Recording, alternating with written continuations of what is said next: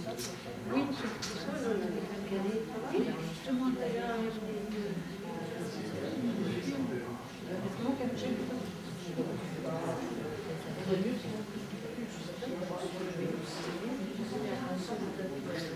j'espère que ce soir, je ne me confondrai pas parce que comme je suis toujours sur le salon, ce soir, il faut que je fasse attention. Surtout que c'est deux en plus, c'est bien, moi. Ça y est, t'es fidèle. Alors, c'est gentil. Bonsoir. Installez-vous. Ah, c'est bien.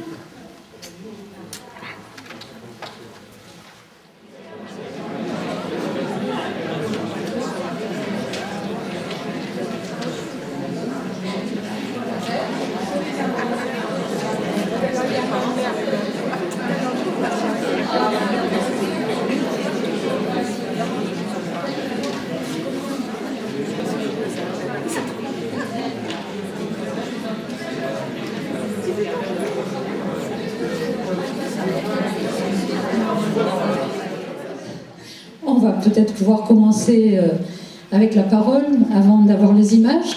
Vous voyez que depuis un petit moment, on s'affaire autour de l'ordinateur. Il y a 2 mois que le diaporama est prêt, mais je pense que Nostradamus est jaloux et il nous joue des tours.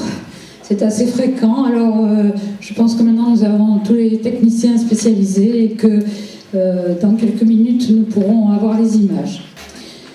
Je vous ai préparé un diaporama de 80 diapos, donc ça m'ennuie de commencer très tard. C'est pour ça que je vais déjà commencer à vous expliquer quelques détails, et quand on aura les images, on poursuivra. Alors, Madame Fontaroli m'a demandé d'intervenir sur le sujet de Léonard de Vinci, et je pense que c'était très prétentieux pour moi que d'accepter, parce que si je suis spécialiste de Michel de Notre-Dame, je ne le suis pas de Léonard de Vinci, mais j'ai accepté ce défi parce que ça m'obligeait à faire des recherches que je voulais faire depuis longtemps. On ne s'intéresse pas à des gens comme Michel de Notre-Dame ou Adam de Craponne sans forcément s'intéresser à des gens comme Léonard de Vinci, Francesco di Giorgio Martini, Mariano di Jacopo, di Tacola, etc., puisque ce sont quand même des maîtres en la matière. Et je me suis donc lancée à corps perdu dans cette histoire, dont il me restera énormément de choses, et donc je la remercie après coup. Je vais essayer de vous raconter mon Léonard de Vinci à moi, parce que tous les gens que nous avons rencontrés et qui venaient ce soir nous ont dit « Ah, j'aime beaucoup Léonard de Vinci, je l'aime pour cet aspect-là, je l'aime pour un autre aspect ». Et donc je vais peut-être décevoir certaines personnes, d'autant plus que dans la presse on a annoncé que j'allais parler de la peinture de Léonard de Vinci. Or je ne suis pas historienne de l'art, je vais vous parler de la vie de Léonard de Vinci, mais bien entendu on ne parle pas de la vie sans toucher un petit peu à la peinture, donc j'essaierai de contenter tout le monde.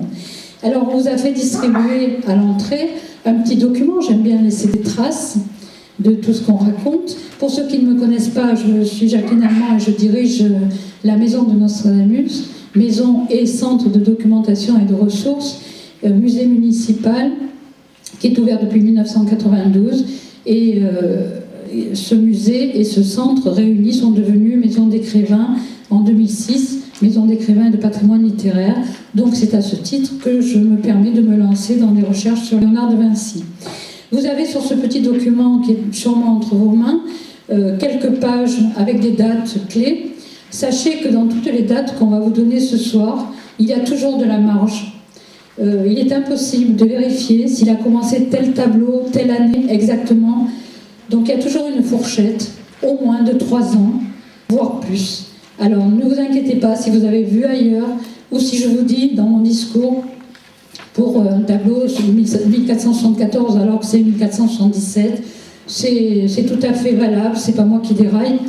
Encore que je pourrais, parce que là je n'en peux plus d'attendre les images, mais on va rester calme, parce que j'ai beaucoup à vous raconter. Je vais essayer de ne pas être trop long. C'est un sujet passionnant, donc vous avez au début cette petite biographie, et comme nous touchons quand même des familles importantes, notamment de Florence ou de Milan, de Ferrare, et qui sont toutes mariées les unes aux autres, j'ai trouvé que c'était, même moi, pour moi, quand j'ai étudié ça, j'ai trouvé que c'était compliqué. Donc je vous ai mis des arbres généalogiques que j'ai simplifiés. Et si vous retournez votre document, vous avez l'arbre généalogique de la famille de Léonard de Vinci. Et puis vous avez peut-être eu un document supplémentaire, une page recto verso, sur laquelle je vous ai mis les biographies, mais très succinctes, de tous les peintres qui ont tourné autour de Léonard de Vinci dans cette époque-là. Par exemple, on va parler de Giorgio Vasari, mais vous ne le verrez pas là, parce qu'on a arrêté cette liste de peintres, on les a classés par ordre de naissance, et on a arrêté la liste en 1490, donc une vingtaine d'années avant la naissance de Giorgio Vasari. Et encore, il en manque, parce que c'est une époque qui est extrêmement riche, et j'aurais pu vous en mettre d'autres, mais après ça devenait très compliqué. Alors, Léonard de Vinci, vaste sujet, il a vécu quand même un certain nombre d'années, et il a fait énormément de choses. Alors, sa vie, eh bien, elle commence par sa naissance. Alors, si vous avez le petit document sous vos yeux, à la dernière page, vous voyez Ser Guido, Ser Piero, Ser Antonio, encore Ser Piero, et on arrive à Léonard. Alors, le père de Léonard de Vinci s'appelle Ser Piero. Le grand-père s'appelle Ser Antonio, et c'est lui qui raconte la naissance de Leonardo, comme il dit, Leonardo avec un I. Et il est très fier de raconter la naissance de ce petit enfant, et pourtant c'est un enfant naturel, il aurait pu le cacher, mais non, il dit Léonard est arrivé à la vie, et on l'a baptisé, il a 5 parrains et 5 marraines, bien en vue dans le village. Sa mère s'appelle Catherine, c'est une fille de paysan, que Ser Piero a séduite, comme il en a séduit beaucoup d'autres, et elle a 7 enfants, mais elle n'épouse pas pour autant Ser Piero, le père de Léonard. Elle va épouser un ami à lui, qui est surnommé le querelleur, et à qui elle donnera 5 enfants. Cette femme, vous avez peut-être lu, si vous vous intéressez vraiment au sujet, ces dernières années, des chercheurs ont retrouvé une empreinte de Léonard de Vinci sur un codex, et d'après cette empreinte, ils ont raconté que Catherine a été une servante qui avait été ramenée d'Orient, et que Léonard aurait du sang qui viendrait de très loin. Bon, ça fait partie de toute la légende, hein. On a ça avec Nostradamus, encore bien plus avec Léonard de Vinci, puisque vous savez que le Da Vinci Code a fait couler beaucoup d'encre. Donc nous on reste sur Catherine, et qui s'est mariée avec Antonio le querelleur. Et Ser Piero ne s'est pas arrêté là, il a épousé après 4 femmes, et certaines sont mortes sans lui donner d'enfants, d'autres oui, donc je vous ai mis quelques détails.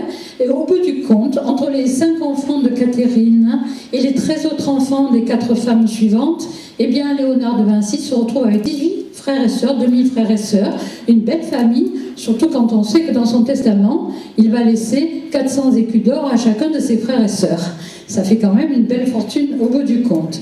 Et ce qui est touchant, c'est que sa dernière belle-mère, Lucrezia, il l'appelle encore « ma chère et douce mère », comme je vous l'ai écrit en bas à gauche. Et pourtant, ce n'était pas sa vraie mère, mais elle devait être tendre avec lui. Alors, il a donc eu, lui, 5 mères et 18 frères et sœurs.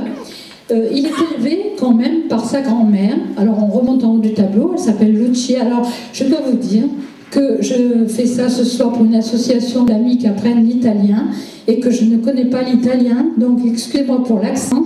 Je vais vous parler italien avec ce que je sais de mon espagnol et de mon latin. Alors, on va essayer d'être en phase, mais je ne le serai pas toujours. Oui, oui, vous pouvez rigoler. On ne peut pas tout savoir. Donc, Lucia est la grand-mère. Elle a des biens, elle a des possessions. Et notamment, il y a un four de potier et un four célèbre dont Ser Piero va hériter. Et c'est le four de Baquereto qui est encore célèbre aujourd'hui, où on fait des faïences, des majoliques. Alors, ce sont des faïences qui sont importées, les premières de Majorque, d'où le nom de majolica, majolique, ça dépend comment vous voulez le prononcer. Ce four de Baquereto est célèbre au XVe siècle, et c'est important pour l'enfant qui est élevé dans ce contexte culturel. Il reproduit les dessins déjà tout petit. Et Ser Piero a un frère, Violante, qui a un moulin et que Léonard aime bien. Ce sont pour la plupart des notaires, des gens bien placés quand même, qui travaillent pour la République de Florence. C'est à peu près tout ce que je voulais vous dire sur la famille. Et le lieu, eh bien le lieu, il naît dans la maison du grand-père à Anchiano. Anchiano, c'est à 3 km de Vinci, et Vinci, c'est à 80 km de Florence. Voilà pour vous situer le lieu.